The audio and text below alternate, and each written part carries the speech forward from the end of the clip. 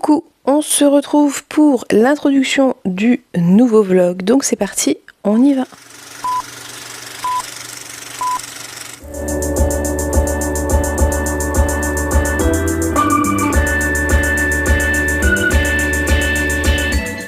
Nous sommes mardi 14 peut-être.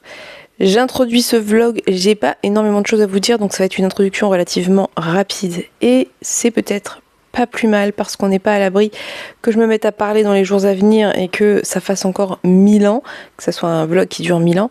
Je voulais revenir rapidement sur la 9e maison que j'ai oubliée à l'étage, que j'ai la flemme d'aller chercher. J'ai lu 450 pages, doit être ça. 450 pages sur les 600 et qu'est-ce que je peux vous en dire ? C'est une lecture que je trouve divertissante et sympathique, même si sympathique n'est pas le mot parce que il y a pas mal de triggers. Je ne le savais pas, alors moi c'est pas quelque chose qui me... Voilà, il en faut pour me trigger, mais je tiens à vous le dire quand même, il y a pas mal de VSSS dans ce livre. Il y a pas mal d'agressions et c'est assez hardcore, honnêtement. Il y a des choses assez décrites, assez visuelles, qui sont... Voilà, c'est pas le livre le plus facile que j'aurais lu de ces derniers temps et c'est d'autant plus trigger, j'ai envie de vous dire que c'est assez surprenant, je m'y attendais pas, je pense ne pas être la seule, donc si vous voulez vous lancer, sachez-le, il est assez trigger, il y a beaucoup d'agressions et ouais, voilà.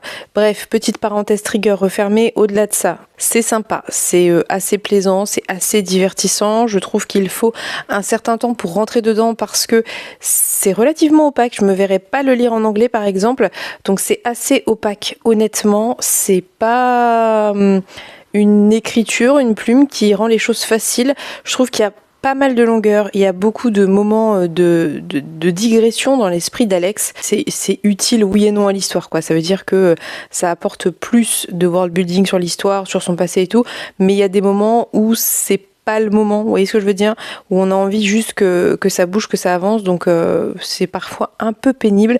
Ceci étant dit, c'est vraiment pas une lecture qui est déplaisante, c'est une lecture qui est assez prenante parce que il se passe beaucoup de trucs, parce que Alex est sur beaucoup de fronts et qu'il y a un mystère qui est assez intéressant, notamment avec la disparition de son mentor et un autre aspect autour du meurtre qui arrive au début.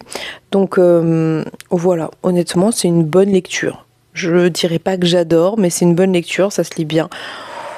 Je vais lire le deuxième très probablement, vu comment se déroule ma lecture du premier. Ceci étant dit, je sais pas si je suis attachée à la saga au point d'avoir encore envie de lire le 3e tome s'il sort dans 1 an, vous voyez. Donc on verra. Je vais lire le 1 et le 2, je vous en reparlerai, mais sachez que c'est une lecture que j'apprécie, que je trouve, ma foi... assez divertissante. Au-delà de ça, très honnêtement, ça aborde quand même pas mal de thématiques. Il y a quand même un esprit assez engagé sur le fond par rapport aux femmes, et surtout aux femmes qui galèrent et qui se retrouvent seules et délaissées, et comment elles sont des proies faciles, des victimes toutes trouvées qu'on peut utiliser comme on veut. Et il y a quand même quelque chose autour de la pauvreté, de la misère, de la drogue, etc. qui est intéressant. Mais c'est vrai que c'est pas forcément l'aspect qui est le plus saillant et qu'on retire le plus, bien que ce soit constitutif de la personnalité d'Alex. Soit, je ne vais pas plus m'étendre, je vais le terminer, je vous en reparlerai plus tard en sachant que le 2e tome sera ma dernière lecture des Goodreads Awards et qu'ensuite je pourrai tourner cette vidéo qui traîne depuis trop longtemps et que j'aimerais bien clôturer. Et je sens qu'on va bien rigoler parce que ce sont que des livres qui sont ultra appréciés et que j'en ai apprécié très peu au final, mais c'est pas grave, écoutez... Voilà, concernant les Goodreads Awards 2024, je ne pense pas que je vais refaire comme cette année parce qu'il y a assez peu de livres qui m'intéressent honnêtement. Il y a beaucoup de suites de sagas, beaucoup de tomes 2, ce que je trouve relativement dommage parce que ça donne pas trop envie, surtout quand c'est des tomes 1 que vous avez moyennement envie de lire. Par contre, et dites-moi si ça vous intéresse, j'ai assez envie de me faire les 3 premiers titres arrivés en tête dans la catégorie romance. Pourquoi ? Eh bien... le gagnant est un Emily Henry. J'ai très envie de retenter Emily Henry. Je vous ai dit, je pense qu'il faut que je lise au moins 2 livres d'elle pour me faire un avis. Est-ce que j'y retournerai un jour ou pas ? Ou est-ce que vraiment définitivement c'est pas pour moi ? Il y a Bride et j'aime beaucoup Ali Hazelwood et Natcha et Emeline m'ont donné envie de le lire, même si c'est pas forcément pour les bonnes raisons, mais je suis assez curieuse parce que, enfin, si on exclut les scènes de Smut qui me font pas du tout envie, mais voilà, je suis assez curieuse et j'aime bien Lee Hazelwood, donc je me dis que c'est intéressant. Et la troisième autrice, je ne l'ai jamais lue, donc je me dis que ça fait un équilibre plutôt sympa. Une autrice que j'aime bien, une sur laquelle je suis en test et une que je ne connais pas. Et voilà, je me dis que ça peut être sympa. Les romans, ça se lit super vite en général. C'est pas un gros investissement de temps. À part Bride, les deux autres ne sont pas traduits, je pense, donc je les lirai en anglais, mais je n'ai aucun doute, vu que c'est des gros succès, qu'ils soient traduits dans l'année, très sûrement. Et voilà, donc dis-moi ce que vous en pensez. Je me rappelle plus pour les autres catégories. Je crois qu'il y a la catégorie contemporain young adult qui est plutôt pas mal parce qu'il y a Heartstopper, le tome 2 de Better Than the Movie, mais je tenterai bien le tome 1 par curiosité et je sais plus quel est le troisième. En revanche, ce qui est sûr, c'est que Fantasy Young Adult, c'est mort, c'est que des tomes 2 je crois, et Fantasy Adulte, c'est que des trucs qui me font pas trop envie, à part peut-être Heartless Hunter, mais quand je dis envie, c'est même pas j'ai ultra envie, c'est genre voilà, ça me déplairait pas de le lire, mais j'ai pas spécialement envie, donc voilà, je suis un peu déçue.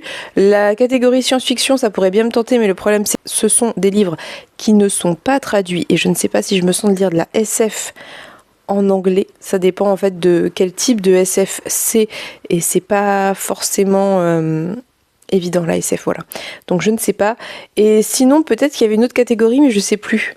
C'était peut-être historique ou quelque chose comme ça, roman historique. Bon bref, je regarderai. Mais dites-moi si ce format-là vous intéresserait. Du coup, me pencher sur une catégorie, parce que très honnêtement, je vous dis, les gagnants ne m'intéressent pas trop dans l'ensemble.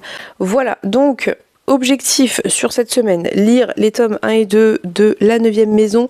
Je dois attaquer Rebecca avec Anne-Sophie, puisque c'est une lecture dans le cadre d'une vidéo exclusive Ko-fi, qui est donc lire des reliques. Et je voudrais avancer ma neige parce que je suis extrêmement en retard. Et si déjà j'arrive à faire ça, ça serait cool, en sachant que j'ai toujours les habitants du Mirage sur le feu. Donc il faudrait que je me bouge.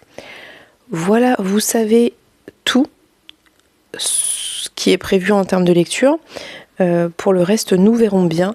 J'aimerais beaucoup terminer ça, et puis comme ça la semaine prochaine je me pencherai sur les 2 dernières lectures de 12 livres par 12 amis. Voilà, c'est tout ce que j'ai à vous dire. Je suis un peu décalée là, je crois. Je vais vous laisser parce que je dois tourner ma vidéo des résolutions de l'année et que j'aimerais bien ne pas passer trop de temps en tournage. Donc vu que j'ai déjà tourné pas mal hier, j'aimerais bien faire un peu une pause, d'autant que j'ai du montage à faire. Donc je vais vous laisser pour cette intro et je vous reprends dès que j'ai avancé tout ça. Mais à mon avis, pas demain, parce que demain c'est une grosse journée, donc plus probablement jeudi. Je vous laisse, on se dit à plus tard.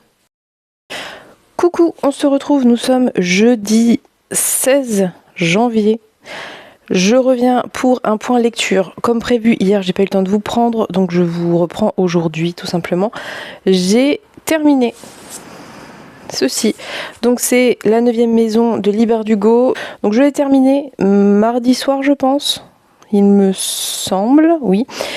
C'était une lecture très sympa. Voilà, je saurais pas, comment vous dire. C'est une lecture qui était intéressante parce que ça aborde plein de thématiques intéressantes. Honnêtement, je crois que je vous en ai déjà parlé, notamment les VSS, voilà, plein de trucs autour de ça, autour de la pauvreté, un petit peu autour du sort des femmes qui ne sont personne et qui n'ont nulle part où aller. Et ça, je trouve ça cool parce que je trouve que c'est pas suffisamment fait et je trouve que c'est plutôt bien fait. Honnêtement, moi j'ai plutôt apprécié le personnage principal, donc Alex. Je sais qu'elle ne fait pas l'unanimité, je sais que plein de gens la trouvent agaçante. Moi, j'ai pas trouvé qu'elle était agaçante. Je l'ai pas trouvée déplaisante. En fait, je crois que je comprends pourquoi elle est comme elle est et même si des fois elle fait des choix un peu douteux, je trouve que c'est assez cohérent et que finalement elle s'en sort pas trop mal vu d'où elle vient. Donc je l'ai plutôt appréciée, honnêtement, je l'ai trouvée assez cohérente, je l'ai trouvée assez résiliente aussi, et c'est des choses que j'ai appréciées dans son personnage, des choses que j'ai appréciées dans la manière dont elle a été écrite et pensée. Donc ça, c'était plutôt cool. J'ai trouvé que les 2 enquêtes en parallèle qui étaient menées étaient intéressantes, étaient sympas, c'était prenant, c'était assez page-turner. Honnêtement, c'est un bouquin qui est assez page-turner. Quand vous passez ce début un peu laborieux, une mise en place un peu laborieuse. Ce qui fait que c'est une bonne lecture sans être exceptionnel, c'est que déjà il y a ce côté un peu laborieux du début il faut passer, voilà, c'est cette première partie qui fait, je saurais pas trop vous dire, je dirais un tiers à peu près. Une fois que vous passez ça, ça va beaucoup mieux et après c'est assez prenant, mais il y a quand même pas mal de longueur. Je trouve qu'il y a plein de moments où il y a des longueurs. Je vois pourquoi l'autrice a choisi de faire ça. Je comprends bien qu'elle veut créer du background à ses personnages, mais c'est vrai qu'il y a des moments où c'est pas le bon moment pour faire du background et pour rentrer dans des détails, voilà. Donc j'admets qu'il y a des paragraphes que j'ai un peu sauté pour arriver à ces moments un peu palpitants et passer ces passages qui cassaient un petit peu ce rythme. Donc voilà, c'est une bonne lecture, c'était sympa, c'est le genre de lecture où je sais pas, entre 3,5 et 4 sur 5, ça veut dire bonne lecture. Je pense que c'est ce qui définirait ça. Je n'ai pas grand chose à ajouter par rapport à ce que je vous en ai déjà dit. J'ai apprécié la fin, j'ai apprécié la résolution de plein de choses. Il y a un espèce de retournement de situation sur la toute fin qui était sympa, même si c'était un poil prévisible, mais honnêtement, ça allait. Mais voilà, dans l'ensemble, en fait, ce que j'en garde, c'est plutôt, vous voyez, il y a des livres où vous gardez une impression très précise, avec des passages très précis en tête. C'est pas le cas de ce livre-là pour moi. C'est un tout qui est convaincant, qui est satisfaisant, qui fait le taf. C'est pas une lecture mémorable, mais je pense que si je devais garder quelque chose en tête de cette lecture, c'est le côté plutôt engagé qui m'a vraiment plu. Donc je vais attaquer la suite, donc Jusqu'en Enfer, que j'ai reçu en service de presse dans ce même format que j'aime beaucoup. Je vais l'attaquer lundi prochain avec Pénélope et Marion. Et j'ai peur d'oublier quelqu'un. Je ne sais pas si quelqu'un d'autre voulait le lire. Si jamais c'était le cas, je suis désolée. N'en prenez pas ombrage. Honnêtement, j'ai du mal à suivre toutes les LC que je dois faire. Donc, manifestez-vous si je vous avais dit qu'on le lira ensemble.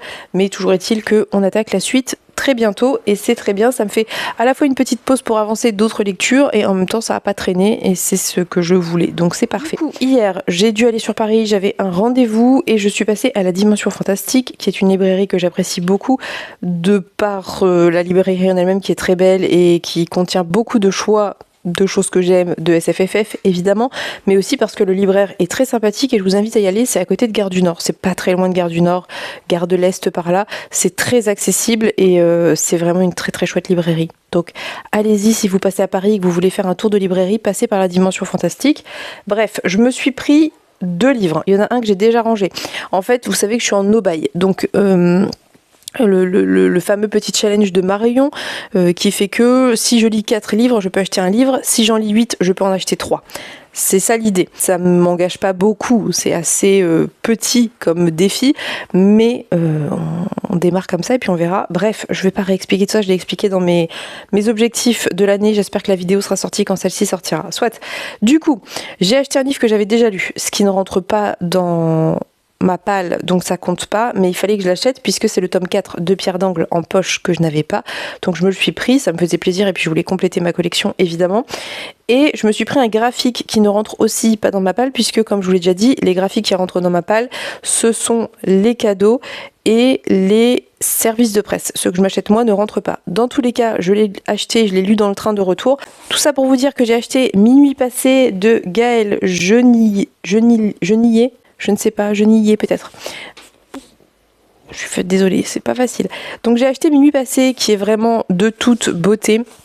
Pourquoi je l'ai acheté? Parce que Benjamin l'a lu et avait beaucoup aimé et m'en avait fait un retour après les fêtes je crois, et du coup ça m'avait donné vachement envie, j'arrêtais pas de le croiser, de me dire qu'est-ce qu'il est beau, et effectivement il est vraiment très beau, j'aime beaucoup le travail, moi c'est tout ce que j'aime, je trouve qu'il y a un vrai travail sur les cases et c'est quelque chose qui me plaît beaucoup quand au-delà des belles illustrations, il y a un travail sur les cases et la taille des cases et tout ça. Je vais essayer de vous trouver une belle planche. Donc on a typiquement, bon, ça c'est une planche un petit peu classique, mais vous voyez là, j'aime beaucoup. Bref, Minuit passé, c'est l'histoire de Guerlain, qui est ce monsieur que vous avez pu voir à travers ce que je vous ai montré, qui retourne habiter dans un château familial dans lequel il a passé un été quand il était petit. Il avait 7 ans avec ses 3 sœurs aînées qui sont des ados / jeunes adultes, et il retourne habiter dans cette propriété avec son fils de 7 ans. Lui est restaurateur d'art et il travaille donc à domicile et il s'occupe de l'éducation de son fils, en sachant que c'est une époque un petit peu vieillotte. C'est pas actuel, quoi. Et c'est d'ailleurs très plaisant et très joli. Je vais vous montrer un petit peu parce qu'à la fin il y a des planches avec les tenues et tout ça. Ça vous donnera un petit peu une idée de l'époque, je pense. On est sur du 19e, quoi, en gros. Voilà. Ce que vous allez voir. Donc Guerlain retourne dans cette maison familiale dans laquelle il n'allait qu'une fois, mais dans laquelle il a passé un été qui l'a durablement marqué et changé, puisqu'avant ça il ne parlait pas du tout et qu'après il s'est mis à parler, mais lui n'a aucun souvenir de ce manoir, ce château, mais ses sœurs lui ont cédé la propriété et donc il y retourne parce qu'il a envie de s'isoler, parce que voilà. Bref, c'est très très long pour pas dire grand chose, et ce qui se passe très rapidement, c'est que lui et son fils se retrouvent un peu envahis par des corneilles qui squattent chez eux et qu'ils n'arrivent pas à faire partir, donc ça devient un peu des compagnons de vie dans cette maison. Et en parallèle de ces corneilles qui commencent un petit peu à habiter avec eux, il va, le petit Guerlain et son fils vont commencer à avoir la sensation qu'il y a quelqu'un d'autre avec eux, mais quelqu'un qui ne serait pas vivant, donc une espèce de fantôme. Le livre parle de ça, en fait, parle de cette présence qu'ils recherchent tous les deux, de ce petit garçon qui vit avec son papa, qui fait des insomnies et pour qui dormir est vraiment très difficile, et à la fois de la naïveté de cet enfant qui, lui, n'a pas peur de cette présence, tandis que Guerlain, lui, est assez effrayé. Et il y a au milieu, il y a 3 parties, je crois, ça se découpe en 3 parties. Celle du milieu, c'est la partie de quand il a passé l'été là-bas avec ses sœurs. C'est un livre qui est très beau, très touchant, un petit peu effrayant, mais moi je l'ai lu dans le train, donc j'ai pas eu peur. Il y avait de la lumière, il y avait des gens et tout. Je pense que si vous lisez ça tout seul le soir, ça peut être un poil frissonnant, mais c'est très très raisonnable, honnêtement. Et surtout, c'est vraiment une très belle histoire. Ce qui est écrit derrière, c'est: si ce que me raconte la maison me fait peur, c'est parce que je n'ai pas encore compris ce qu'elle voulait me dire. Ça viendra.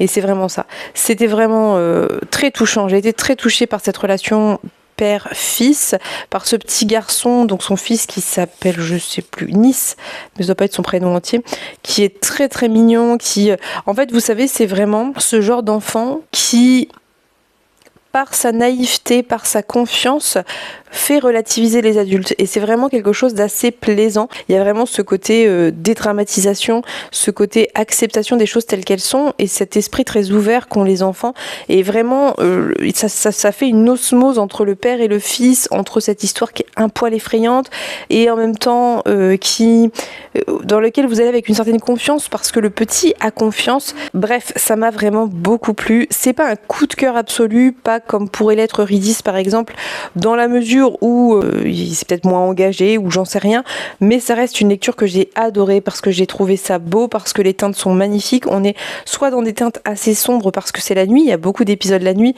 voilà typiquement, soit dans des teintes plutôt automnales dans ce château, ce manoir qui est très grandiloquent avec des portraits sur les murs. Enfin, c'est vraiment une ambiance à part entière. C'est vraiment, j'adore, j'ai adoré. Franchement, c'était une très bonne lecture.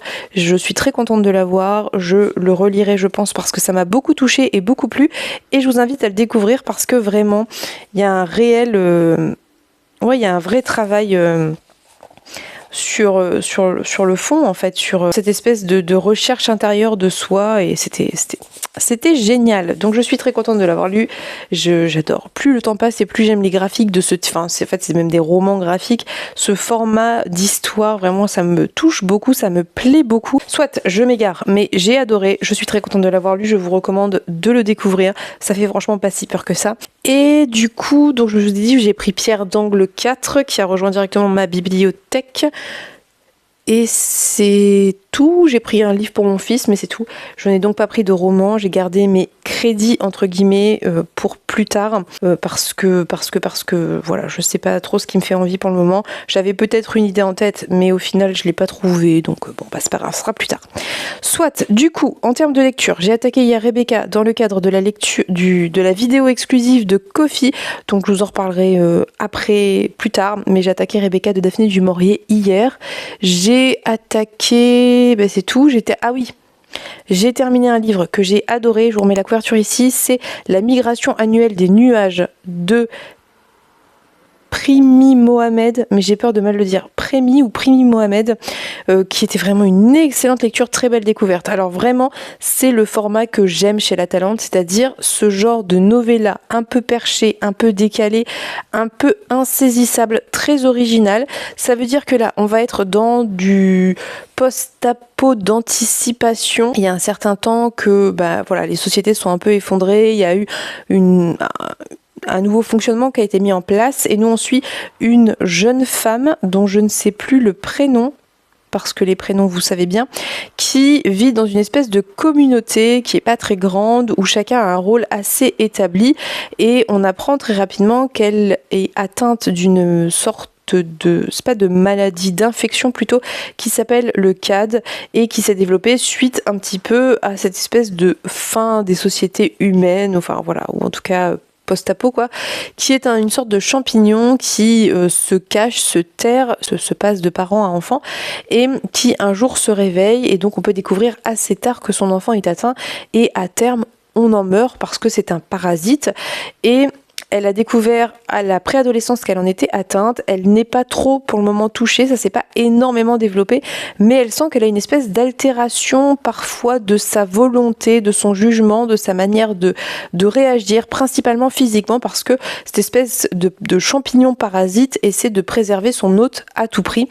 Et dès le début, elle apprend par courrier qu'elle a été admise dans une université et il y a très peu de gens qui y sont admis dans ce qu'ils appellent les dômes, mais qui sont un peu des espèces de villes de riches, quand tout s'est pété la gueule, les riches sont foutus dans des dômes et elle est prise là-bas et elle a très envie d'y aller, mais c'est pas si évident que ça parce que comme je vous disais, dans ces petites communautés, chacun a un rôle et un rôle qui est essentiel et il est très difficile de se passer de quelqu'un et donc ça va soulever beaucoup de problématiques, beaucoup de questionnements pour elle mais pour son entourage aussi. C'est un livre que j'ai adoré parce que si les thématiques et le côté d'anticipation n'est pas follement original, je veux dire on est sur des choses qu'on a probablement déjà vues dans la manière dont ça se passe. Là où c'est très original, c'est la manière dont c'est narré, c'est la narration. On est sur une première personne qui fonctionne extrêmement bien, avec donc le point de vue de cette jeune femme qui parle de ce qu'elle vit, qui parle de ce qu'elle ressent, de ces interactions, de ses réflexions. Et ce qui est original, c'est qu'il y a vraiment une espèce... il y a à certains moments où on va anticiper des choses par rapport à ce qui pourrait se passer, à d'autres non. Il y a un accès à son intériorité et à toutes les connaissances qu'elle a de son univers, mais toutes celles qu'elle a de manière très théorique du passé. Donc il y a vraiment quelque chose c'est très dur à décrire parce que vraiment c'est une lecture qui est très particulière, mais il y a vraiment quelque chose d'assez original par la manière dont c'est traité, par la manière dont c'est écrit et par ce personnage qui est vraiment très attachant. J'ai beaucoup aimé cette jeune femme qui fait face en fait à des questionnements et des problématiques. J'ai été interrompue, je sais plus ce que je vous disais. J'ai adoré la narration, j'ai adoré ce personnage qui était très attachant. J'ai beaucoup aimé les problématiques auxquelles elle faisait face qui font en fait assez écho aux nôtres dans une certaine mesure et c'est assez intéressant, notamment par rapport à sa mère, par rapport à ses amis, par rapport au fait de quitter quelque chose pour aller vers l'inconnu. Ça m'a un petit peu fait penser à cet écrit de Nnedi Okorafor, à Binti de Nnedi Okorafor.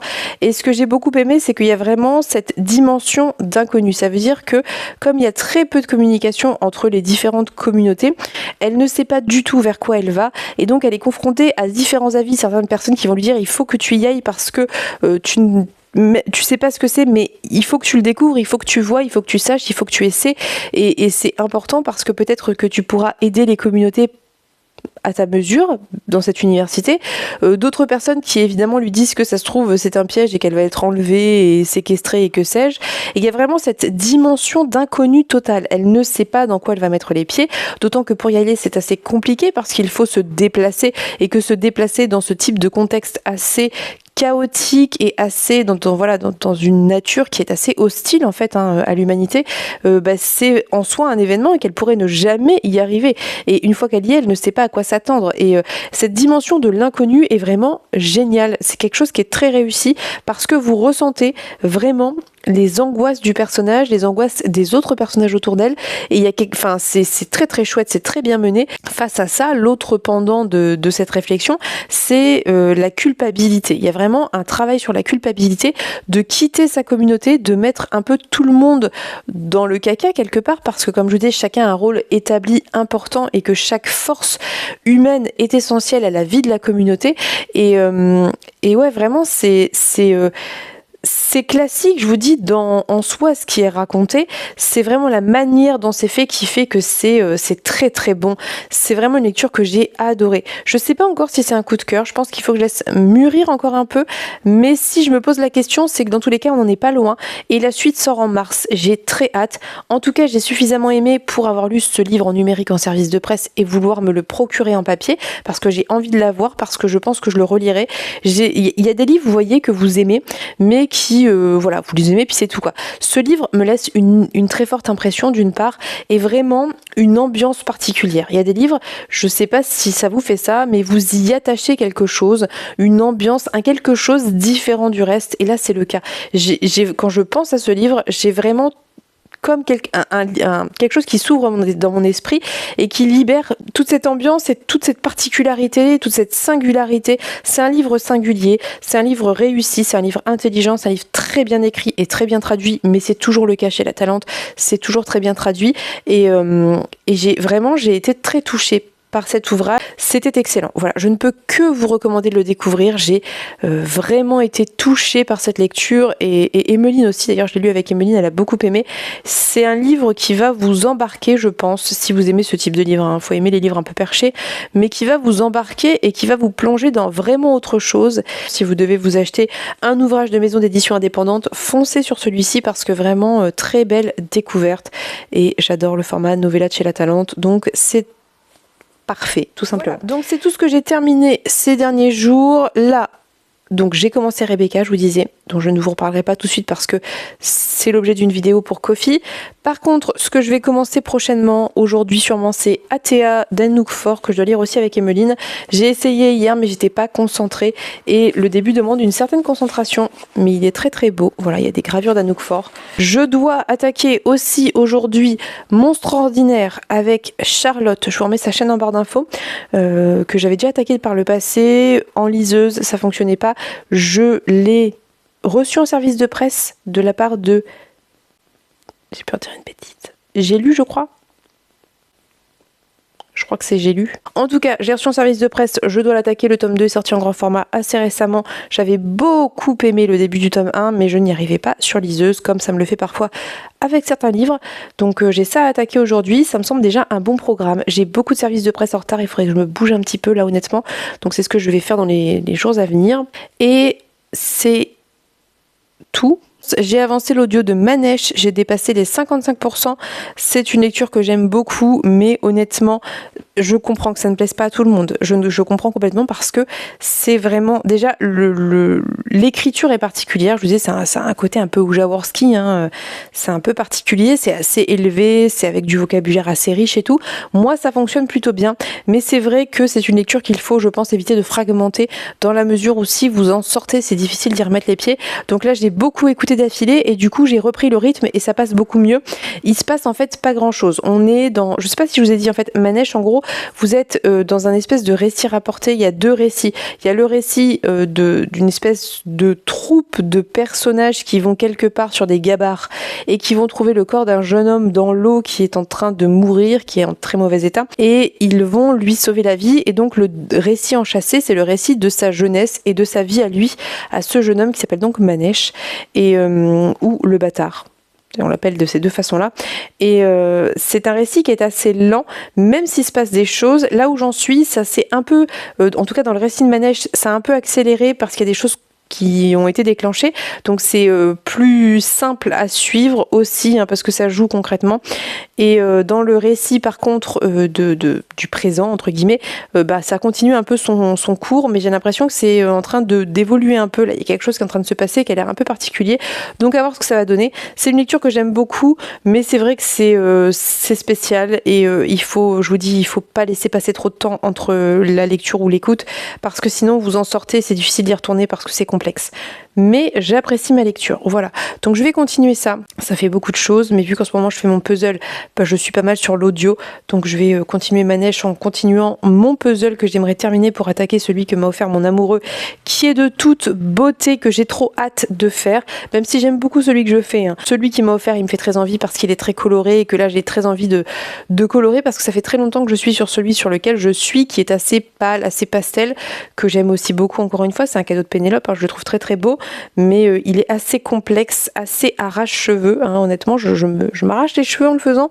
Donc bref, voilà. Sur ce, c'est tout, j'ai beaucoup trop parlé. C'est tout, voilà. Je vais vous laisser, je vais aller faire du montage, je vais aller lire et je vous reprends quand j'ai des choses à vous dire. Voilà, ça me semble déjà pas trop mal, donc je vous laisse et on se dit à plus tard ou à demain. Coucou, nous sommes vendredi, on se retrouve pour un point lecture qui va être somme toute assez rapide parce que j'ai pas tant lu que ça. J'ai avancé des audios mais j'ai pas tant lu en papier. Je sais pas pourquoi mon livre est plié, je viens de voir ça. Bref, j'ai attaqué Monstre ordinaire de J.M. Miro, je confonds avec M.L. Rio. Donc J.M. Miro, que j'ai reçu en service de presse de la part de J'ai lu. J'aime beaucoup ce qu'ils ont fait sur le format poche, c'est très sympa. Je suis dégoûtée que ma couverture soit pliée. Je ne vais pas supputer que c'est un enfant qui s'est assis dessus, soit. Donc j'ai lu 3 chapitres, vraiment le tout début, et c'était ce que j'avais déjà lu quand je l'avais lu sur liseuse. Je vous l'avais dit, je l'avais déjà attaqué en numérique, mais j'arrivais pas à l'avancer. Donc c'est très bien que je l'ai en format papier. Alors, on est sur un début de roman qui est très particulier puisque ça s'ouvre avec une jeune femme qui fuit des hommes qui la traquent parce qu'elle a tué un homme qui l'avait violée.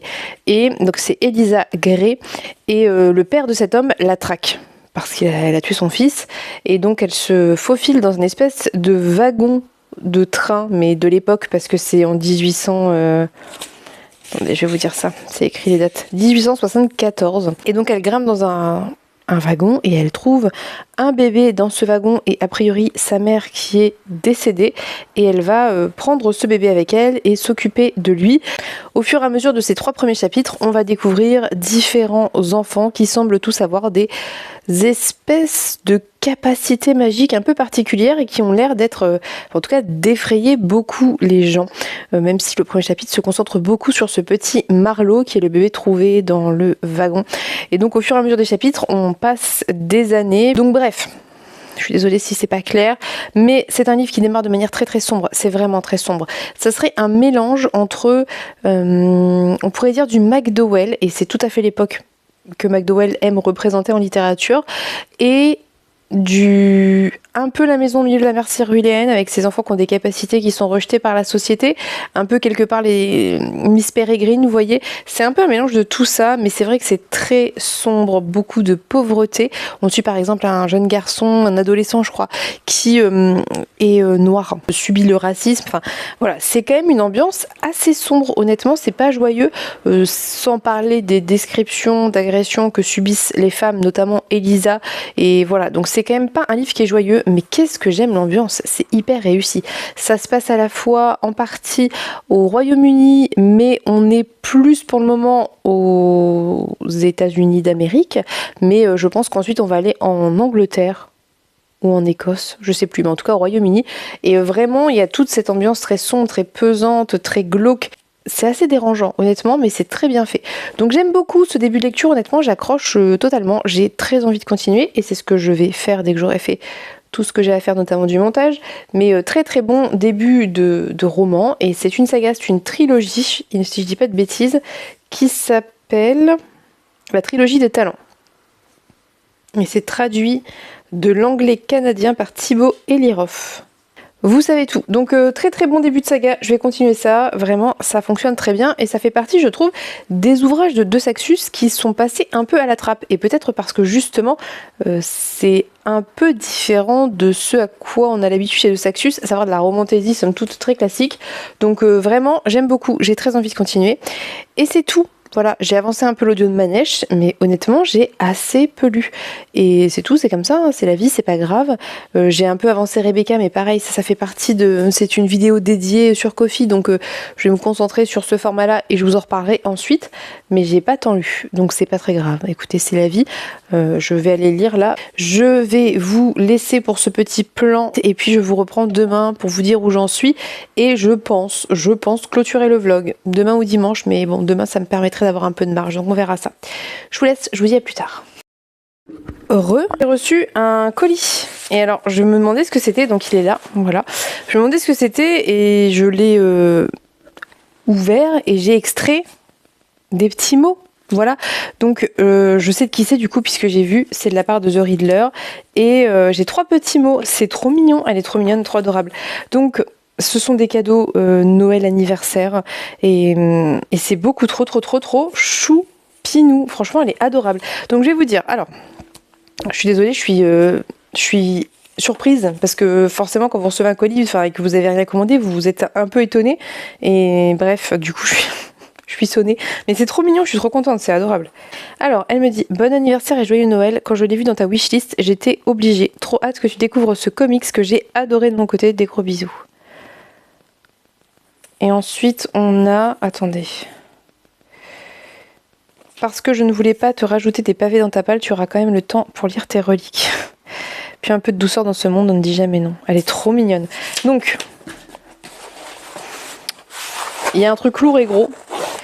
Qu'est-ce que j'ai comme comics qu'elle a aimé? Je suis désolée, la lumière est très bizarre parce que je l'ai pas du tout réglée. C'est n'importe quoi. J'étais tellement étonnée que j'ai rien réglé, donc je dois être toute brillante. Bon, écoute, on s'en fout, c'est un vlog. Qu'est-ce que j'ai comme comics qu'elle a aimé? Il y en a un qui me vient à l'idée parce que je l'ai rajouté récemment, donc je l'ai encore en tête. Si c'est plus vieux que ça, c'est mort. C'est The Nice House on the Lake, qu'elle a adoré. Que tout le monde a adoré. Je n'ai jamais vu de mauvais retours sur ce bouquin. Donc je vais attraper parce que il y a un gros livre lourd, ça doit être ça. Oh. Ah, trop cool. Ah, je suis trop contente. Ah oui, c'est bien un comics. Et vous voyez, je savais même pas que c'était un comics. Non, mais moi, toujours largué. Oh, c'est trop cool. C'est un très joli cadeau. C'est vraiment un très beau cadeau. Donc le tome 1 qui s'appelle, je sais pas, qui n'a pas de nom, puisqu'il y a 2 tomes, je crois, c'est en 2 tomes. J'avais jamais fait gaffe que le format était comme ça, qu'il était long et étroit. Enfin, moi j'ai vu que tout le monde aimait, notamment The Riddler du coup, donc je voulais le lire, mais j'avais jamais fait gaffe que c'était un comics. C'est très beau, regardez. J'aime beaucoup. Ah, j'ai trop envie de le lire. Il est vraiment très très chouette. Je peux vous montrer, ça spoil rien, c'est le tout début, c'est l'ouverture du chapitre 1. Ça donne la couleur, ça annonce la couleur. Hein. Et je connais un peu l'histoire forcément puisque je l'ai vu résumé plusieurs fois vu qu'il est dans les tops de plein de gens. Vraiment. Et ah, je suis trop contente. Très très très très très très beau cadeau. Elle est trop mignonne. Ah, j'ai trop envie de le lire là. Je me suis pris d'une passion pour les graphiques cette année, l'année passée du coup. Et là maintenant vraiment ça me réjouit vraiment. Autant avant, ça me frustrait parce que j'avais l'impression de ne pas avoir grand chose à lire, vous voyez. Autant maintenant, vraiment, j'adore ça. Et là, du coup, j'ai qu'une envie, c'est de le lire. Trop chouette. Je suis très contente. C'est un très très très beau cadeau. Et j'ai trop hâte de le lire, évidemment. Évidemment. Merci beaucoup, t'es trop mignonne. Je suis trop contente. Et du coup, les 2 autres, au toucher, sont des mangas. Qu'est-ce que j'ai comme manga dans ma wishlist? J'en ai pas tant. Je dois avoir peut-être l'Éden des sorcières et minuscule, c'est sûr. Mais je vois pas les autres. Ah si, j'ai peut-être Beyond the Clouds. Mais vu qu'elle me dit que c'est un truc mignon, ça serait soit Beyond the Clouds, soit minuscule, parce que l'Éden des sorcières, c'est pas mignon. Enfin, c'est chouette, hein, mais c'est pas mignon. On va regarder. Il y en a 2. Ah, trop cool. Ah, trop contente. Je suis trop contente, c'est les tomes 9 et 10 de minuscules. Je suis très très contente parce que je les ai lus. Mais je ne les ai pas. Alors est-ce que vous les voyez? Ils sont là.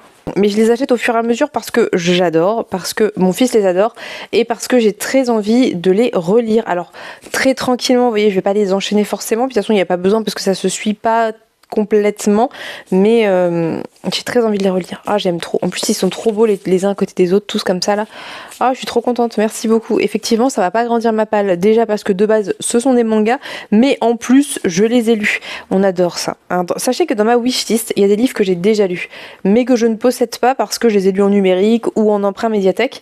Et vraiment, c'est le type de cadeau qui me réjouit parce que ça me fait un peu suer de m'acheter des livres que j'ai déjà lus. En même temps, j'ai envie de les avoir, vous voyez. Donc, c'est des cadeaux vraiment parfaits. Je suis ravie. Merci beaucoup, The Riddler. T'es trop mignonne, vraiment trop mignonne. J'ai été très très gâtée. Tu m'as vraiment beaucoup trop gâtée d'ailleurs. T'es trop adorable. Je vais aller la remercier. Elle est trop mignonne. J'ai très envie de relire tout ça.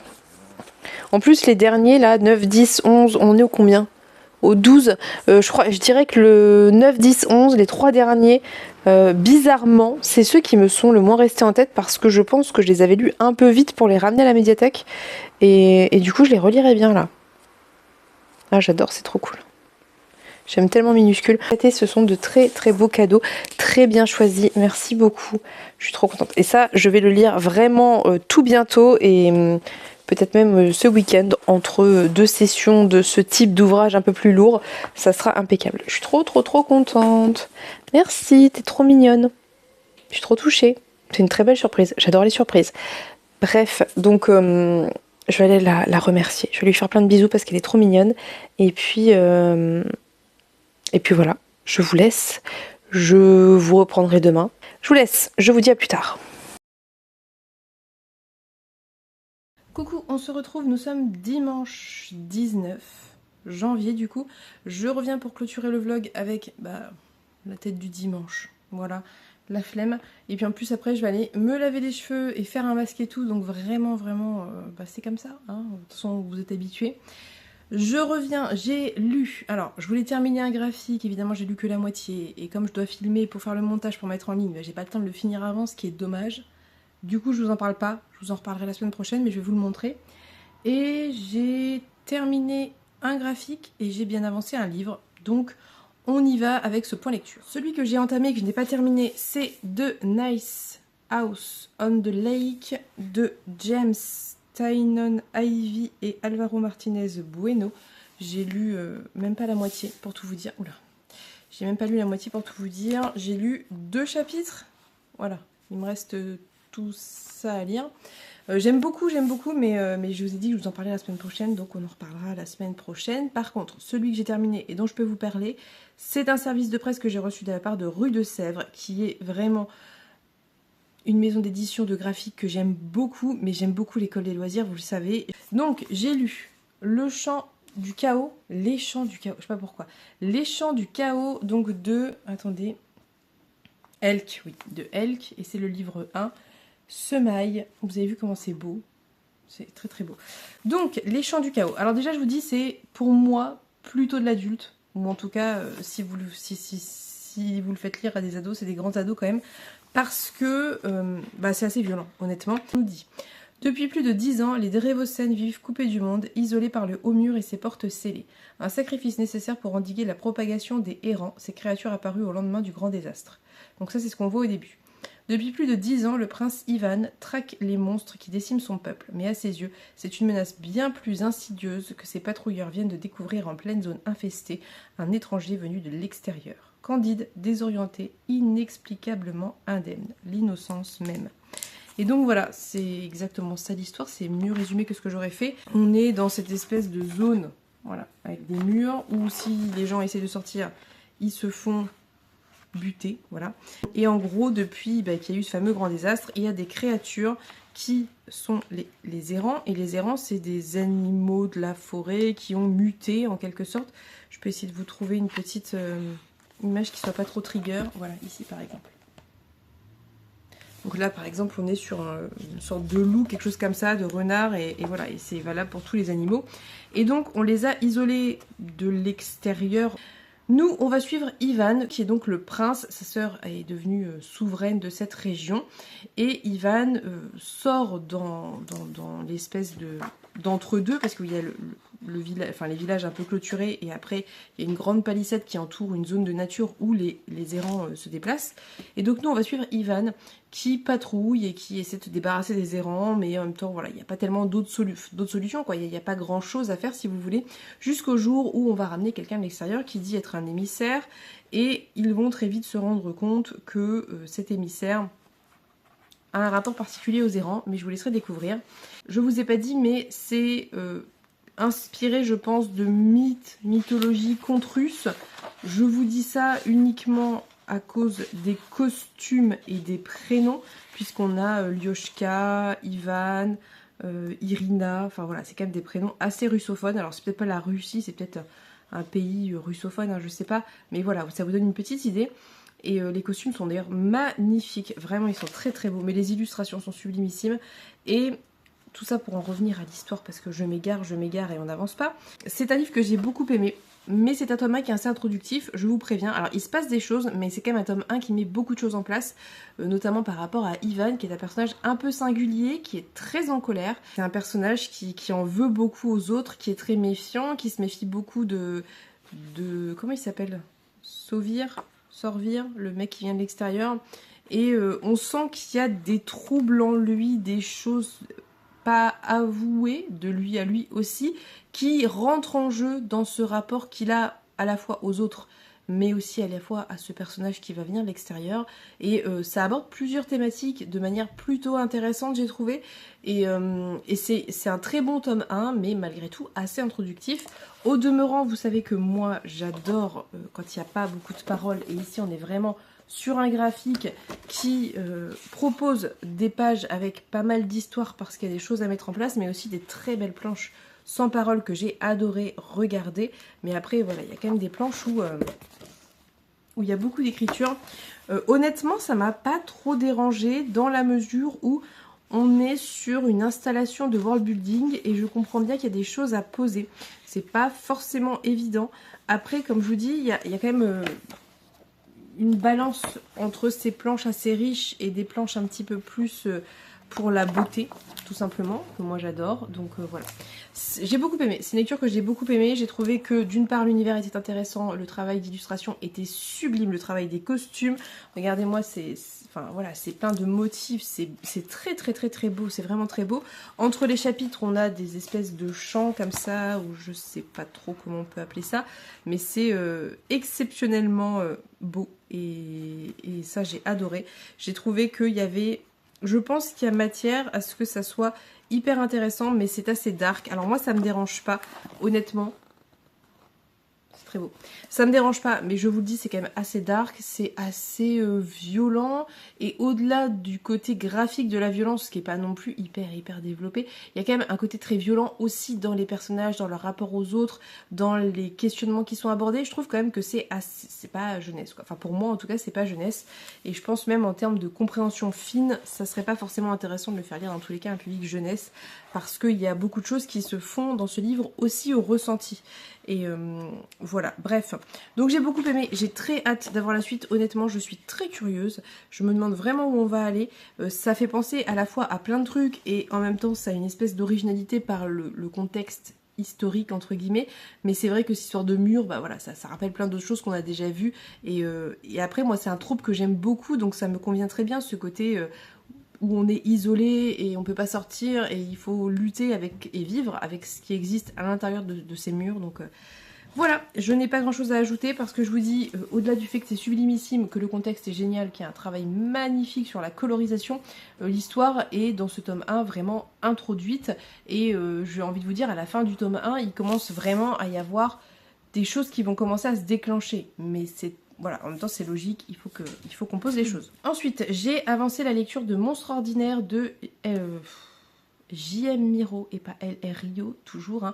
J.M. Miro, donc le tome 1, c'est la trilogie des talents. J'ai presque atteint la moitié, presque, pas tout à fait.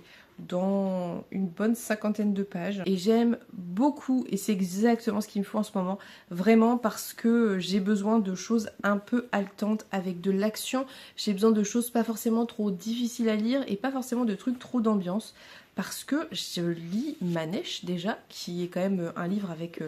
alors qui n'est pas que un livre d'ambiance, mais là je suis rentrée dans une phase un peu plus d'action, mais quand même qui est un livre qui pendant au moins 60% a été principalement un livre d'ambiance, et parce que c'est vrai que je suis fatiguée, j'ai du mal à lire, et je lis Rebecca aussi, qui est aussi un livre d'ambiance. Donc ça me fait du bien d'avoir ce type de lecture, et vraiment ça coule tout seul.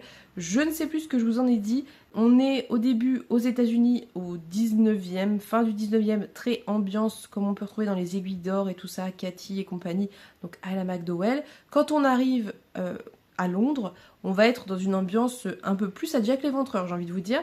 C'est un livre qui a un côté horrifique, qui est très réussi, vraiment l'ambiance est très très réussie, c'est assez haletant, il y a des révélations au fur et à mesure, c'est très prenant, et je trouve qu'il y a quand même une volonté de parler de différence, enfin il y a des choses qui se cachent un petit peu derrière, et notamment de racisme avec le personnage de Charlie, et je trouve qu'il y a un bon équilibre en fait. C'est un livre qui est intéressant, que je lis assez bien malgré ma fatigue, et j'aimerais bien le terminer très rapidement parce que j'ai d'autres livres à lire, mais qu'en ce moment je n'arrive à lire qu'un livre à la fois, plus mon numérique ou des graphiques, mais voilà, sachant que Manèche, je l'écoute quand je fais mon puzzle, donc j'arrive pas à lire plusieurs formats papier, donc il faut que je termine ça.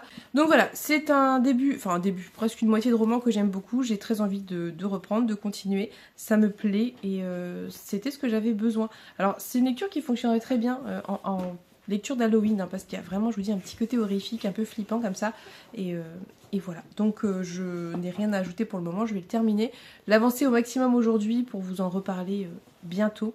J'ai un Pikachu qui se promène devant moi. Ça va Pikachu? T'es fâché? Qu'est-ce qu'il y a? Pika Pika?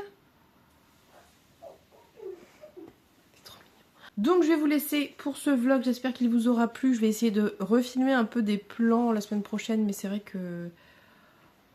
je sais pas, écoutez, je sais pas vous dire. Juste, j'avais plein de trucs à filmer, à monter, ça a été un peu dur de m'organiser, de me projeter et tout. Donc là, il faut que je me remette, voilà, que je me recentre un peu sur tout ça. J'ai des trucs à faire pour Kofi aussi, donc il faut que je vois ça. Mais je vous avoue que là, c'était le week-end, j'étais fatiguée, donc j'ai dit un peu zut, mais demain, je m'y remets. Sur ce, je vous souhaite à tous et toutes une très belle journée. Je vous fais de très très gros bisous et on se dit à bientôt pour une prochaine vidéo. Bye bye!